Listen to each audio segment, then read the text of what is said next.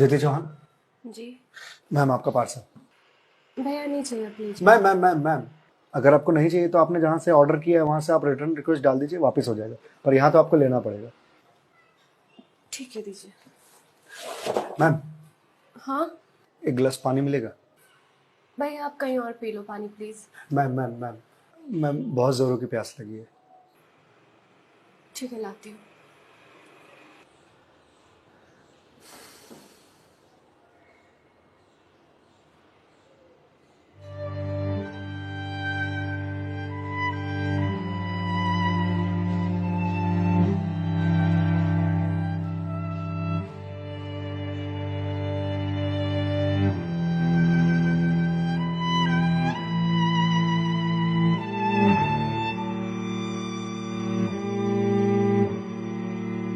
लीजिए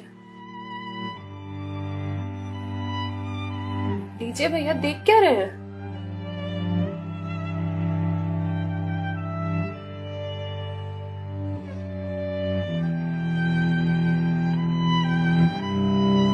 ma'am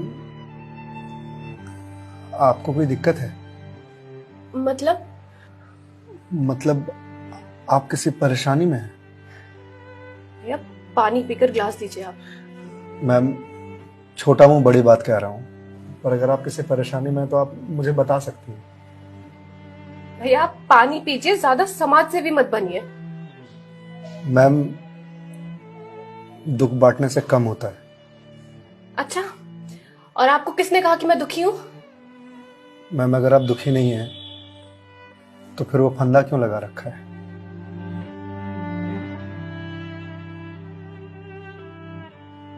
ma'am मैंने सुना है खुशियां बांटने से बढ़ती हैं और दुख बांटने से कम होता है। मैम बड़े से बड़ा दुख कम हो जाता है अगर आपके पास कोई सुनने वाला हो। मैम प्लीज मैम रोइए मत मैम देखिए, ये तो मुझे नहीं पता कि आपको क्या परेशानी है, पर अगर आप मुझे बताएंगे तो शायद मैं कोई सॉल्यूशन निकाल पाऊं। नहीं, कोई मेरे लिए कुछ नहीं कर सकता। मेरे पास अब मरने के अलावा कोई ऑप्शन नहीं है। मैम ऑप्शन तो ढूंढने से मिलता है ना। आप एक बार मुझे बताइए ना, शायद मैं कोई जीने का ऑप्शन ढूंढ पाऊं आपके लिए। क्यों बताऊं तुम्हें? क्या कर लोगे तुम? मैंने बोला ना, मेरी हेल्प कोई नहीं कर सकता है। मैम आप अगर मुझे नहीं बताएंगे तो मैं वैसे भी कुछ नहीं कर पाऊंगा, पर अगर आप मुझे बताएंगे तो शायद मैं कोई हल निकाल पाऊं। और अगर कोई हल नहीं निकला तो आप तो वैसे भी सुसाइड करने जा रहे थे, तो जाने से पहले अपना दुख मुझे बताते जाइए प्लीज।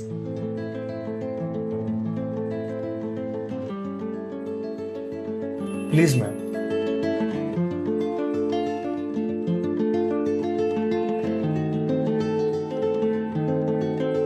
मैं ईएमआईज़ के चक्कर में फंस चुकी हूँ।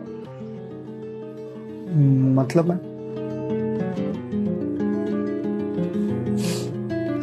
कुछ साल पहले एक कोर्स के लिए मैंने लोन लिया था, फिर उसके कुछ वक्त के बाद एक और लोन, और ये लोन का सिलसिला यूं ही चलता गया। इस महंगाई के जमाने में पैसे की जरूरत तो हर किसी को पड़ती है, मुझे भी थी। मैंने प्राइवेट कंपनी से भी लोन लिए, ज्यादा ब्याज पर, और अब मैं उन्हें चुका नहीं पा रही हूँ। क्यों मैम, आपके पास जॉब तो होगी ना? जॉब थी, पर मैं जिस कंपनी में जॉब करती थी उस कंपनी ने मुझे ये कहकर टर्मिनेट कर दिया कि फाइनेंशियल लॉस के कारण वो मुझे और मुझ जैसे कुछ एम्प्लॉयज को सैलरी नहीं दे सकते। तो मैम आप किसी और कंपनी में ज्वाइन कर लो, बहुत सारी कंपनीज हैं यहाँ तो। तुम्हें क्या लगता है मैंने अप्लाई करने का ट्राई नहीं करा होगा? जॉब नहीं खोजी होगी? बहुत की थी, पर इस रिसेशन के जमाने में जॉब मिलना कितना मुश्किल है ये तुम जैसे डिलीवरी बॉय को क्या पता।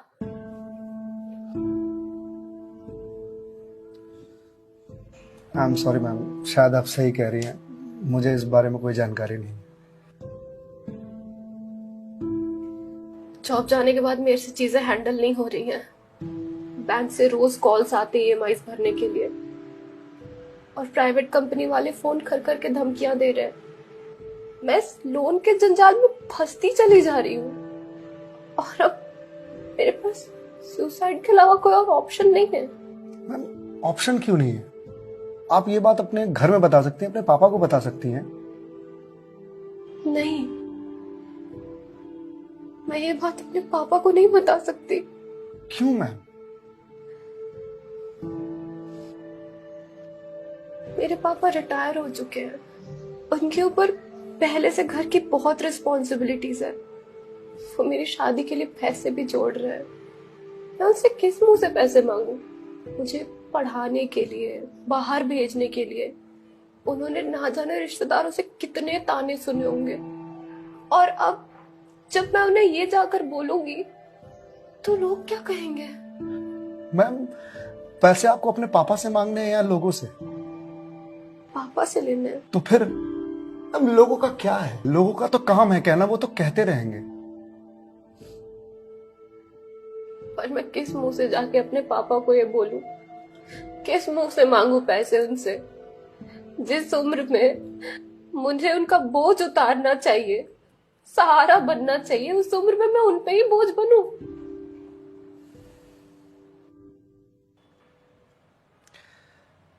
मैम एक बात बताएंगे आप,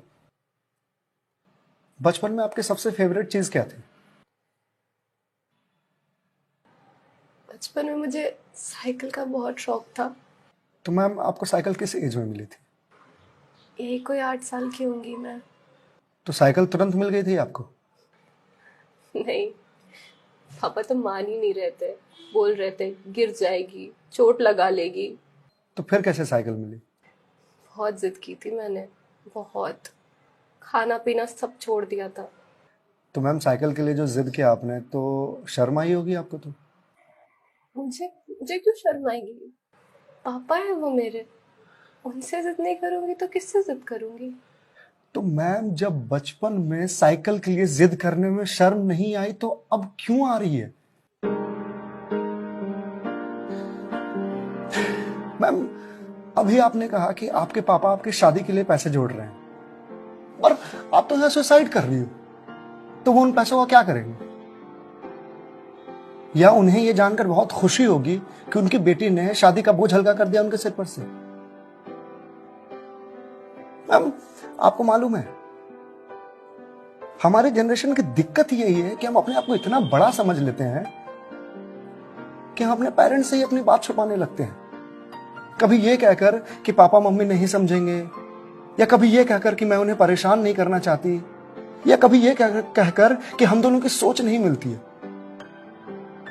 एक बार आप अपनी दिक्कत अगर अपने पेरेंट्स से शेयर कीजिएगा ना, तो आपको जीवन में फिर कभी सुसाइड करने की जरूरत नहीं पड़ेगी, या मेरे जैसे किसी अनजान से अपनी बात शेयर करने की जरूरत नहीं पड़ेगी। प्लीज मैम एक बार शेयर करके देखिए, उनसे बेहतर दोस्त इस दुनिया में कोई नहीं हो सकता। प्लीज मैम एक बार ट्राई कीजिए, प्लीज मैम।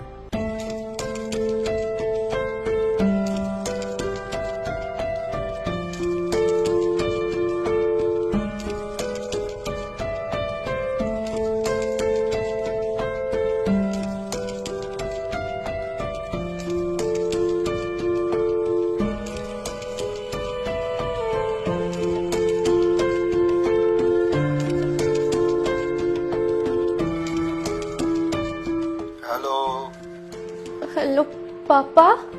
हाँ दीदी बोल, कैसी है बेटा? पापा मुझे आपसे कुछ बात करनी है। हाँ बोल ना बेटा। पापा मैं क्या हुआ बेटा?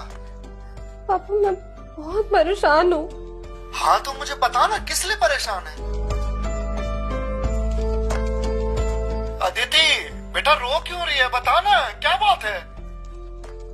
पापा वो मैंने बैंक से लोन ले रखा था ना,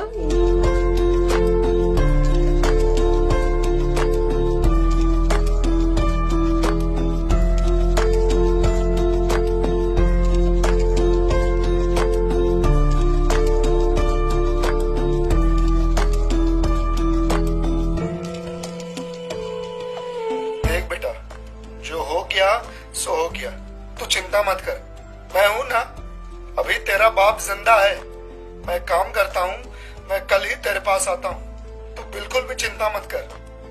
हाँ पापा, आप प्लीज आ जाइए। देखा मैं, आपके पापा आपके एक फोन पर यहाँ आने को तैयार हो गए और आप इतने दिनों से अकेले सफर कर रहे थे। मैम, मम्मी पापा से बढ़िया दोस्त कोई हो ही नहीं सकता। आप एक बार उन्हें दोस्त बना करके तो देखिए। आप सही कह रहे हैं भैया, मम्मी पापा से अच्छा दोस्त कोई नहीं हो सकता है। Thank you. It's okay ma'am, ये लीजिए क्लास। वंस अगेन भैया, thank you so much. It's okay ma'am, bye. Ma'am, जी मेरे पास आपके लिए कुछ है, यहीं रुकिएगा, मैं थोड़ी देर में आता हूँ।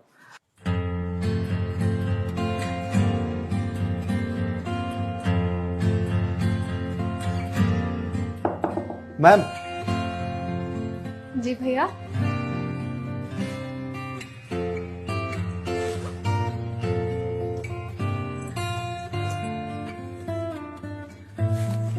मैम, ये आपके लिए। भगवत गीता? जी मैम।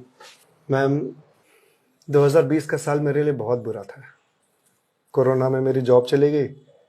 पहले के कुछ महीने जो थे वो तो सेविंग्स से निकल गए, लेकिन उसके बाद के कुछ महीने बहुत ज़्यादा टफ था। मेरे ऊपर भी आपके ही तरह बहुत सारे EMIs थे जो मैं पे नहीं कर पा रहा था, जिस वजह से मैं बहुत परेशान था और सुसाइड करने की सोचने लगा था। और एक दिन तो सुसाइड करने निकल भी गया था, लेकिन पापा ने मुझे पकड़ लिया। पहले तो बहुत डांटा,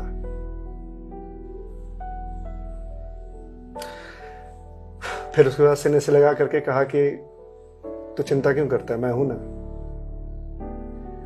उन्होंने ही मेरे सारे बिल्स पे किए और उसके बाद ये भगवत गीता दिया मुझे और बोला, बेटा जीवन में जब भी कोई परेशानी आए, किसी चीज का हल ना मिले तो ये पढ़ लेना। इसमें जीवन की सारी परेशानियों का हल तुझे मिल जाएगा।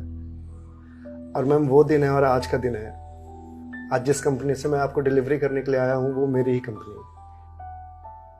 आपकी अपनी कंपनी है? जी मैम। कोरोना के बाद मैंने अपना स्टार्टअप शुरू कर दिया था जॉब जाने के बाद, क्योंकि जॉब मिल ही नहीं रही थी। तो अगर आपकी कंपनी है तो फिर ये डिलीवरीज आप क्यों कर रहे हैं? मैम, मुझे अच्छा लगता है अपना काम खुद करना, और शुरुआत तो मैंने अकेले से ही किया था ना। आज भी जब मन करता है तो निकल जाता हूँ डिलीवरी करने के लिए। और देखिए, आज तो निकलना मेरा सफल रहा, आपसे मुलाकात हो गई। और जो सीख मुझे भगवत गीता से मिली वो मुझे आपको देने का मौका मिला। मैम, वैसे तो बहुत सारी बातें हैं इसमें सीखने की, पर जो सबसे अच्छी बात मुझे लगती है वो ये कि जो समय है ना, ये कभी एक सा नहीं रहता। आज बुरा समय है तो कल अच्छा समय जरूर आएगा। आज अंधकार है तो कल सवेरा जरूर आएगा। इसलिए कभी भी अच्छे समय में इतराना नहीं चाहिए और बुरे समय में विचलित नहीं होना चाहिए। समय है, कट जाएगा। मैम, इस एक थॉट ने मेरी पूरी जिंदगी बदल दी। मैम, तो अब आप पढ़िए इसको, देखिए शायद आपको कुछ और मिल जाए। पर मैम, जो भी मिले उसे लोगों से शेयर जरूर कीजिएगा, क्योंकि कहते हैं ना, ज्ञान बांटने से बढ़ता है। Thank you.